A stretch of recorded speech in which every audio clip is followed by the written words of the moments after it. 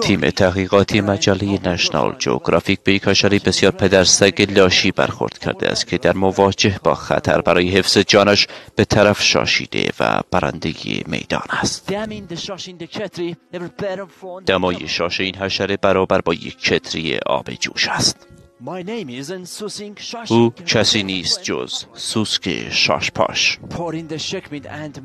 او برای پر کردن شکمش از مورچه های ولگرد استفاده می کند. مورچه هایی هم که شاخ بازی در بیاورند به آنها شاشیده و خواهر مادرشان را به هم گره می زند.